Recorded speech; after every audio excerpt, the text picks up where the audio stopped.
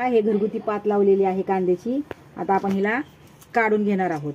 आपल्याला आता बेसनची रेसिपी करायची आहे, त्याच्यात टाकण्यासाठी आपण ही पात काढून घेतली। बघा किती हिरवीगार पात आहे घरच्या घरीच। चला, hello friends, welcome to Urmila's kitchen. Friends, आपण आज बेसन करणार आहोत, म्हणजे झुणका म्हणतात त्याला, ते करणार आहोत। तर त्याच्यासाठी काय काय साहित्य लागतं ते बघूया आपण। इथे ही घरगुतीच कांद्याची पात, मी कांदे लावले होते कुंडीमध्ये छोट्या, तर ती आपण पात काढून घेतलेली आहे। तर कांद्याची पात लागणार आहे। 1 वाटी बेसन पीठ घेतलेलं आहे डाळीचं।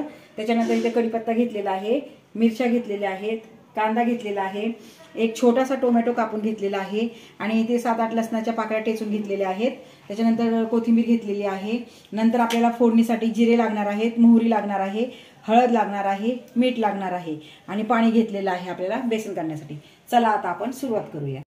इथे कढई ठेवलेली आहे, आपण त्याच्यामध्ये आता आपण तेल टाकणार आहोत।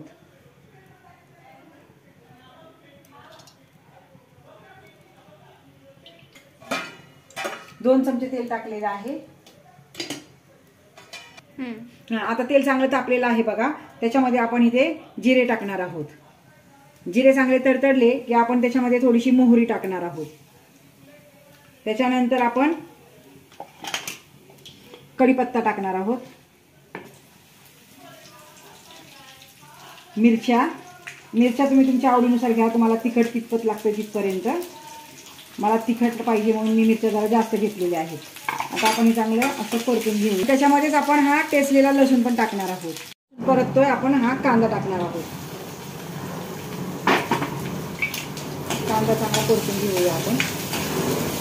कांदा चांगला परतलाय, आपण ह्याच्यात टोमॅटो टाकून घेऊया। कांदा सगळं चांगलं परतलेलं आहे।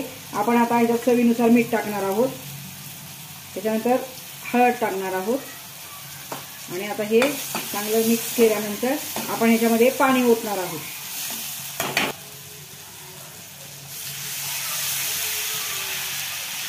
आणि आता पाण्याला चांगली उकळी आली की आपण त्याच्यामध्ये बेसन पीठ टाकणार आहोत। हे बघा फ्रेंड्स, चांगली उकळी आलेली आहे। आता आपण ह्याच्यामध्ये थोडं थोडं ह्या हाताने आपण बेसन पीठ टाकणार आहोत, आणि एका हाताने आपण चमच्याने हलवणार आहोत, म्हणजे गाठी होत नाहीत बेसनच्या। हे बघा, हे असं असं असं असं हलवून घ्यायचं, थोडं थोडं एका साईडनी टाकायचं आणि असं फेटून घ्यायचं, म्हणजे त्याच्या गाठी वगैरे होत नाही।